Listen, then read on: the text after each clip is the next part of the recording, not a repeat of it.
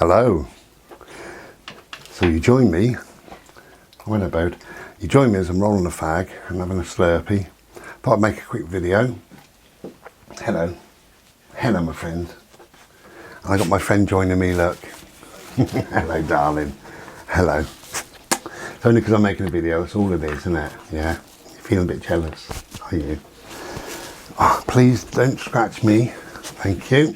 He wants to crawl right into my face. Go and get in your bed. Good boy. I'll see you in a minute when I finish this, and then it'll be your time. It'll be Bodhi time. Hello. So you join me. Having a fag, having a slurpee. I wanted to make a video really just to say about litter more than anything. I watched this morning, while I'm making this, it's the, I don't know the date, 3rd of June, I believe. This won't go up for a few days, but I've watched this morning Desmond Donders, and they showed a few photographs of an area they went to up in Scotland with loads of litter. And after that, I watched a guy walking along a beach, and there's a load of litter, including broken glass, which is absolutely bloody awful. Then from that, I went onto my Facebook, and there's somebody else showed a park somewhere, I don't know where. The bins were overflowing, and there was just bottles and cans and stuff like that. Because the lockdown has been released, people have gone, literally they've gone wild. They've gone running out, buying crisps and beer and whatever they buy, and then trying to do everything in once. You know, meet their friends, get pissed, have a laugh, party, dance, you know, do whatever they're doing. Just trying to go a bit crazy. Which you can understand on a psychological level. Of course you can understand that. They've been cooped up, they felt trapped, they felt depression coming on, they felt a lot of different things, and suddenly this big eruption of yes, we're free, like that. So you can understand that. There's never an excuse to leave litter, never. And you can be part of the pollution or part of the solution. Part of the pollution we know, but I mean, part of the solution is so easy. I'm not a hero, I'm not an angel, but I bring my litter home. That's it. I sit in my car and I might have a Slurpee that I've made. I may have bought, I don't know, a sandwich on the way, bag of crisps, a Mars bar. That comes home with me. It doesn't find its way out through the window. Sometimes I will put stuff in a litter bin. If there's a litter bin very near to me, then I go and put it in there. But if the bin's full, it comes home with me. To be part of the pollution or part of the solution is really bring your crap home with you. It's very, very simple. But there is no excuse. There's never an excuse. I was in a park when I was travelling. I can't quite remember where it was. Maybe Bristol-ish. Could be anywhere. And it was Bank Holiday Monday, and it was piping hot. And the crowds had started to sort of leave, and it was about 6, 7 o'clock at night. And we decided to have a bin ball, and it was absolutely filthy.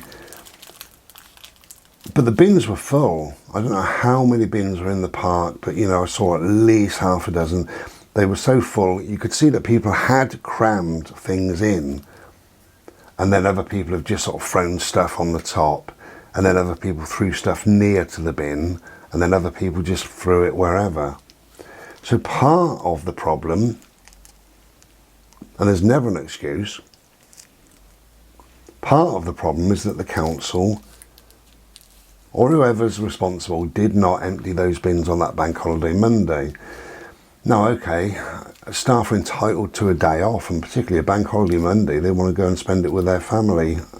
But you think they'd have something in place, even if it was just somebody checking and somebody emptying the odd bin. If there was 12 bins in the park, if 2 were empty midday, you know, just a 10-minute job for someone.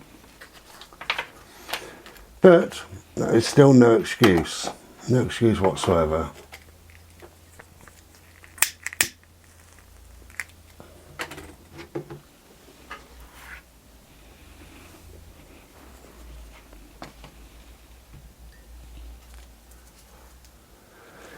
Getting sorted we were. Hello.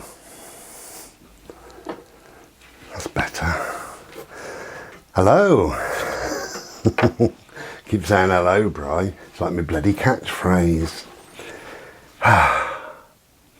So there was never, ever, can't be an excuse. Why did you drop the litter? Well, because, you know, it just doesn't make any sense. And a lot of it stems from childhood. I'm sure it does, really.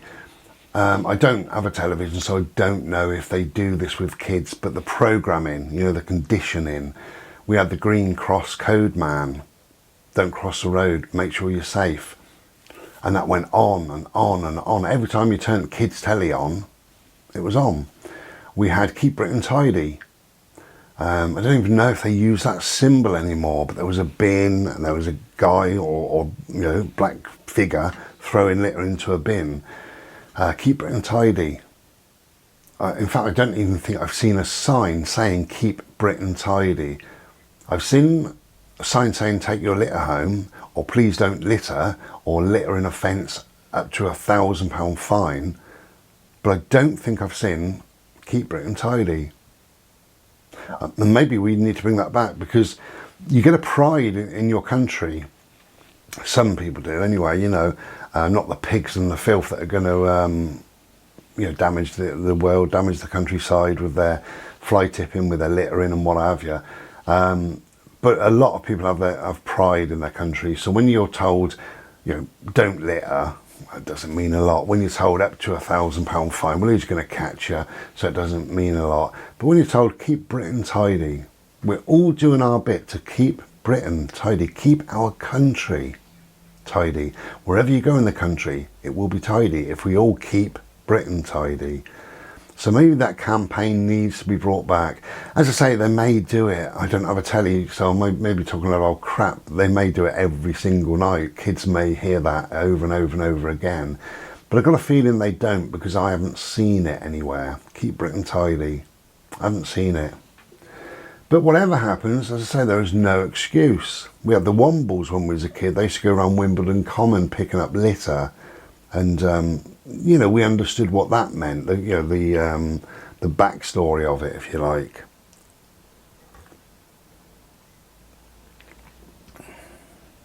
Although I totally disagree with Uncle Bulgaria wearing somebody's glasses he found on the common. I wonder he didn't damage his eyes even further.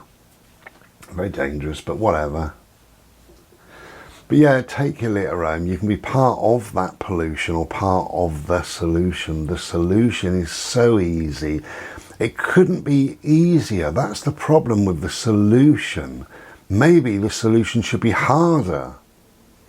But, you know, the solution is simply either bin your stuff or take your stuff home.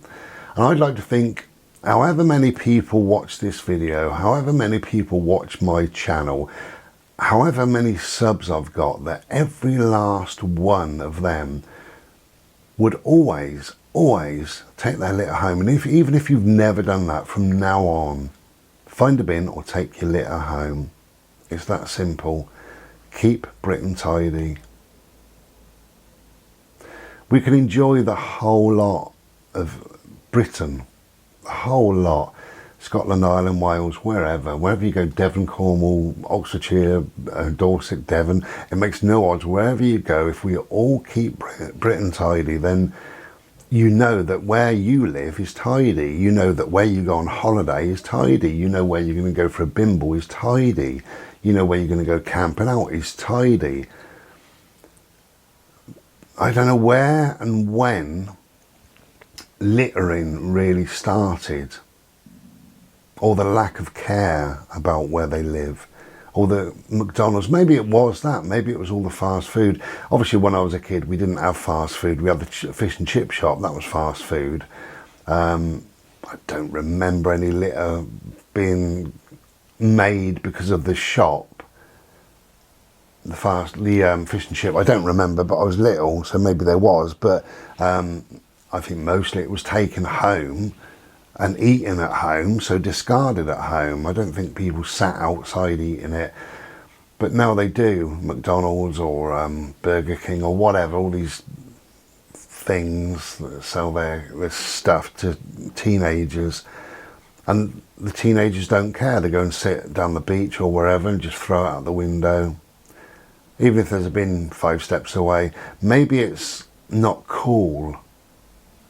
Maybe it's not cool if you're sat with your friends and you get out and you go to a bin.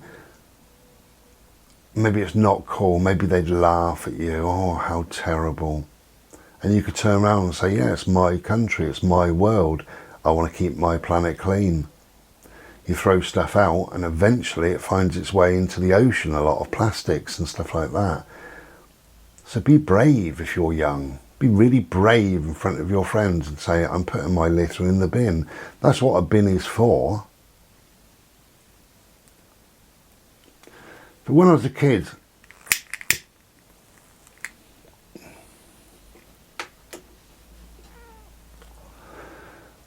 we used to have,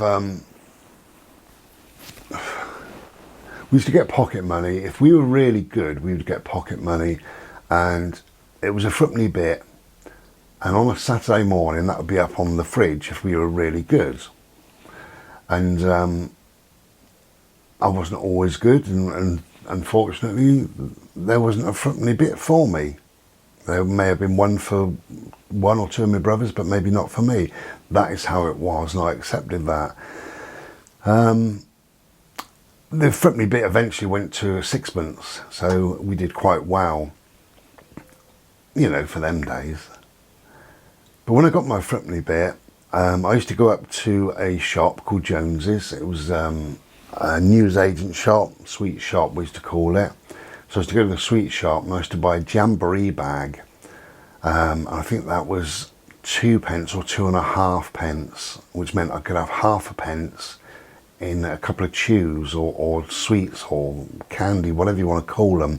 And they used to go into a paper bag. So I had the bag of the jamboree bag. The jamboree bag was just a little bag containing not a lot really. I think there was a joke in there.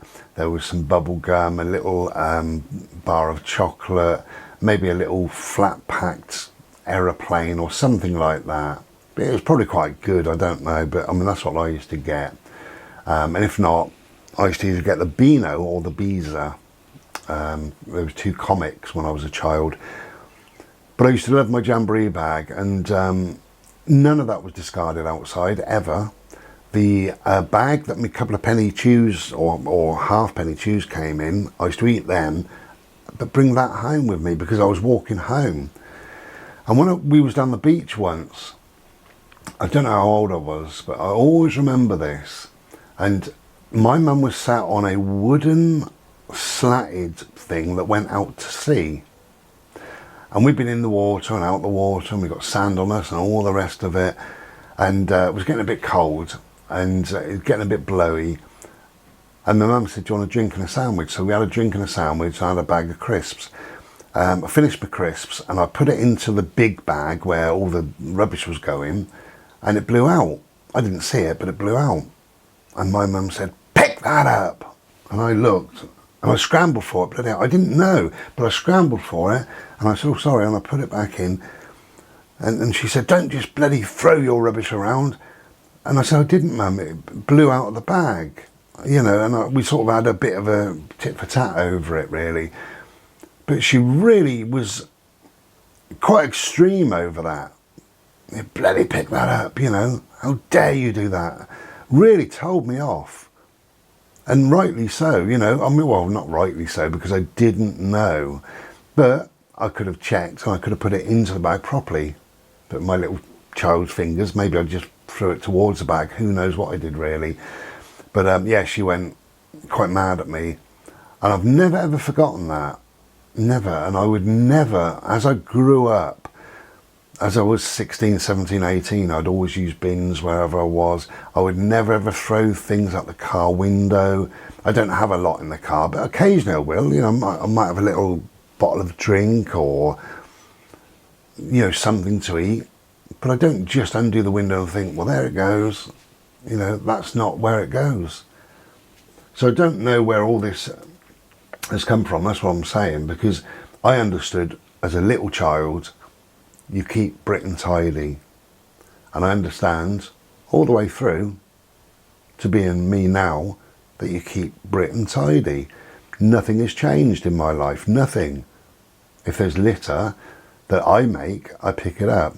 If there's litter that somebody else makes, sometimes I pick it up, sometimes I don't. All depends if I've got gloves on me and things. Oh, I tell you what, the good thing about the lockdown, I have dog poo bags in my pockets, but I also now have a couple of pairs of latex gloves. So if I'm fairly near to a bin and I see some rubbish, what I've always done is use a dog poo bag, and I pick it up and put my hand in it, and I just pick, say, a bottle up and a bag and a couple of bits, and I carry those like that, and then the whole caboodle goes into the bin. But now with my latex gloves, I can actually pick up even things, you know, perhaps I don't know, like a cup with gravy or curry coming out of it, something like that, because then I just peel the gloves off when I'm at the bin and I'm still clean. But I don't do it all the time. I don't pick up crap all the time. And I think, well, that's not my job. Of course, if we all think like that, then we're going to be in a hell of a pickle. But also, it isn't our job, and we shouldn't be doing it all the time. And those responsible should be taught to do it, so there wouldn't be crap for us to pick up. It's as simple as that, in my view. But the most I ever picked up was when I was travelling. I would pull in somewhere, say like a lay-by somewhere. I didn't really like lay-bys, but I'd pull into a lay-by. I had a litter picker, and I always had black bags, obviously, living in the vehicle, and I should do the whole lot of the lay-by. And sometimes I'd get 2 or 3 bags and tie them up, and it was spotless. And the reason why I did that, I didn't want anybody thinking that it was me that was leaving the crap around. I pulled in once to a really beautiful place. It was quite high on a hill, and it was a little tiny car parking area, enough for about 4 cars, that was all. And I pulled in there when there was no cars, early evening. I thought this would do for the night, and got out, and there was a couple of cans of beer, you know, empty cans. And I picked them up straight away and put in my kitchen bin, because that really did look like I'd sat on the step, had a few, and just thrown them. So it's all about appearances and stuff like that, you know.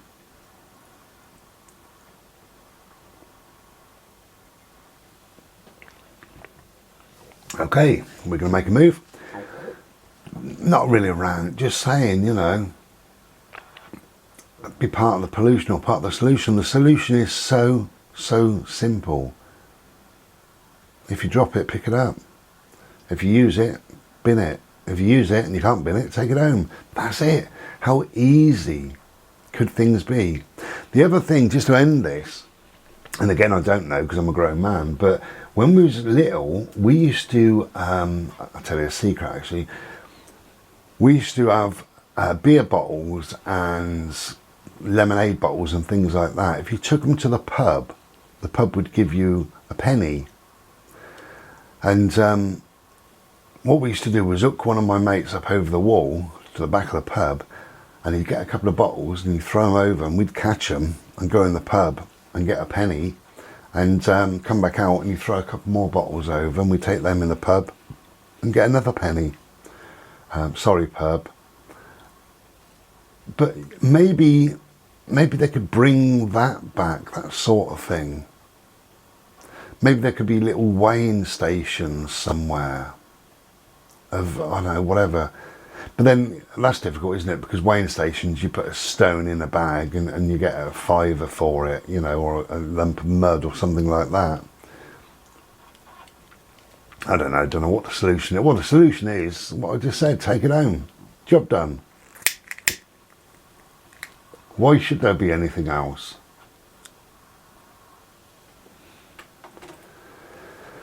Maybe if they took away all bins went. Maybe if they did that, people would take their rubbish home. You've got to think things through.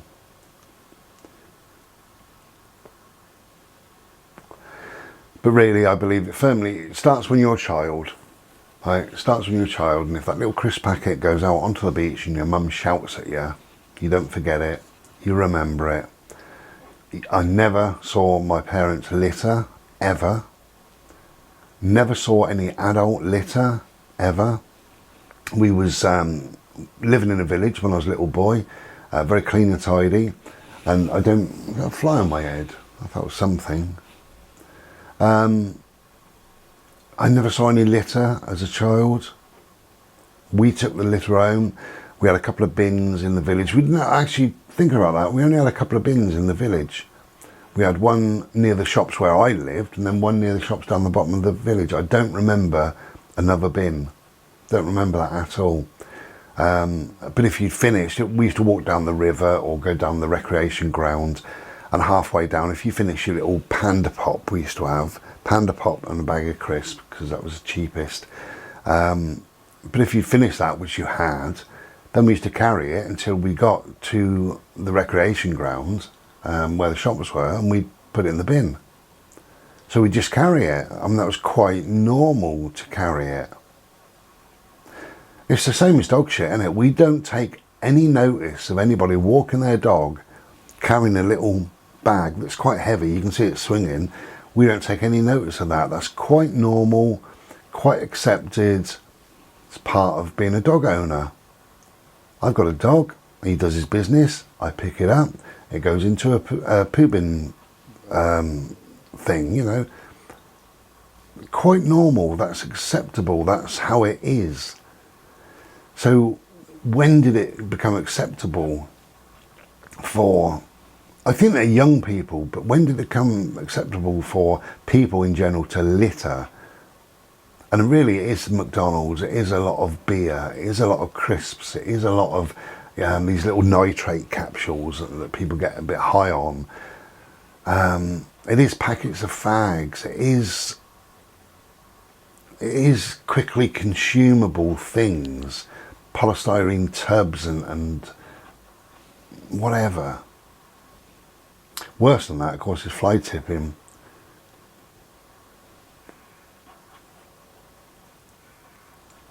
And that's a different thing altogether, because somebody normally is charging somebody 50 quid, and I'll take all that rubbish out of your garden, and then you don't know where it's going.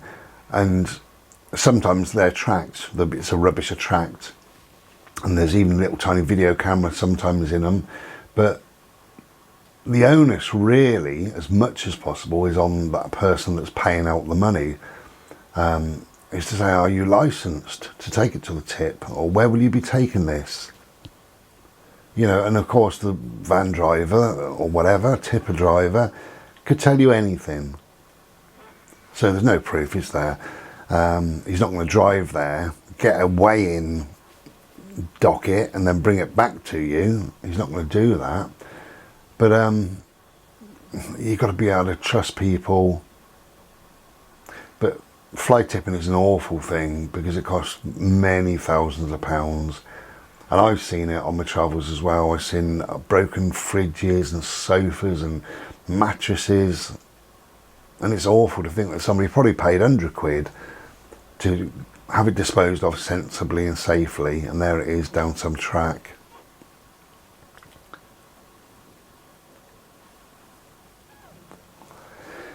Okay, keep Britain tidy. Take care. I'll be back soon. Be well. Ta-ra.